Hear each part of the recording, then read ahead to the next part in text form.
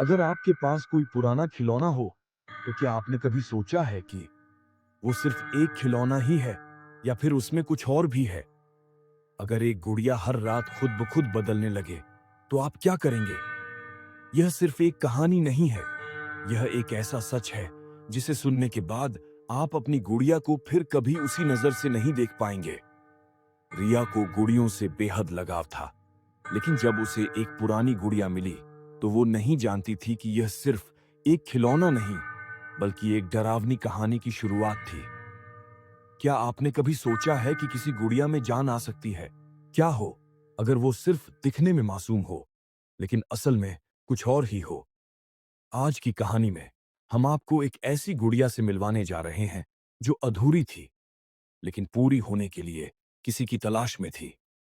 Warning, यह कहानी आपके दिमाग में हमेशा के लिए बस सकती है, तो वीडियो को आखिर तक जरूर देखें, क्योंकि अंत में जो होगा उसे आप कभी नहीं भूल पाए। अब चलो मेन स्टोरी में। 6 साल की रिया को गुड़ियों से बहुत प्यार था। जब भी उसके पापा कहीं बाहर जाते, वो उसके लिए एक नई गुड़िया जरूर लाते।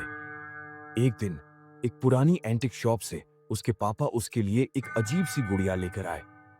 गुड़िया पुरानी थी, लेकिन अच्छी हालत में थी।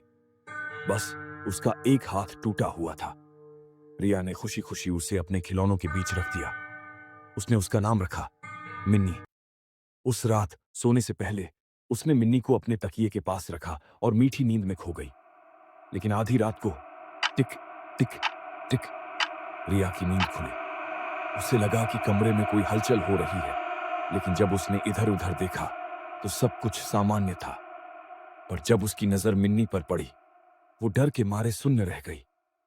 गुड़िया का टूटा हुआ हाथ जुड़ चुका था। रिया ने अगले दिन अपनी मां को बताया, लेकिन मां ने इसे उसका वहम समझा। शायद तुम्हें पहले ध्यान नहीं गया होगा। रिया भी सोचने लगी कि शायद ये सब उसकी ही गलती हो। लेकिन अगले दिन गुड़िया का चेहरा थोड़ा बदला हुआ लग रहा था। उसकी आंखें अब बड़ी और गहरी लग रही थीं, जैसे वो उसे घूर रही हो। और फिर धीरे धीरे मिन्नी और भी बदलने लगी। उसके होंठ पहले से ज्यादा चौड़े दिखने लगे, बाल थोड़े और लंबे हो गए। उसकी उंगलियां पहले से ज्यादा पतली और नुकीली हो गईं। रिया को अजीब अजीब सपने आने लगे। सपनों में गुड़िया उसके पास आती और कहती, तुम मेरी जगह ले लो और मैं तुम्हारी। रिया अब मिन्नी से डरने लगी थी। उसने उसे अलमारी में बंद कर दिया। लेकिन अगली सुबह गुड़िया फिर से उसके बिस्तर पर बैठी थी। वो जोर जोर से चिल्लाई, पापा दौड़ कर आए। रिया ने कहा, गुड़िया अपने आप बाहर आ गई। पापा ने गुड़िया को उठाया और कहा, रिया ये बस एक खिलौना है, देखो। लेकिन जैसे ही उन्होंने गुड़िया को फेंकने की कोशिश की, गुड़िया की आंखें अचानक लाल हो गईं और उसके होंठ हल्के से हिलने लगे, जैसे वो फुसफुसा रही हो। अब पापा को भी अजीब लगने लगा। उन्होंने उसी एंटिक शॉप पर जाकर उस दुकान वाले से पूछा कि उसने ये गुड़िया कहां से पाई थी। दुकान वाले ने डरावनी हंसी के साथ जवाब दिया, अरे ये तो एक छोटी बच्ची की थी जो सालों पहले मर गई थी, और कहते हैं कि उसकी आत्मा इसी गुड़िया में कैद है। रिया के पापा ने फौरन गुड़िया को जला देने का सोचा, लेकिन जैसे ही उन्होंने गुड़िया को आग में फेंका, रिया जोर जोर से चीखने लगी। उसकी आंखें लाल हो गईं और वो कांपने लगी, जैसे गुड़िया की आत्मा उसमें समा रही हो। मुझे मत जलाओ, मैं तुम्हारी बेटी हूं। पापा घबरा गए।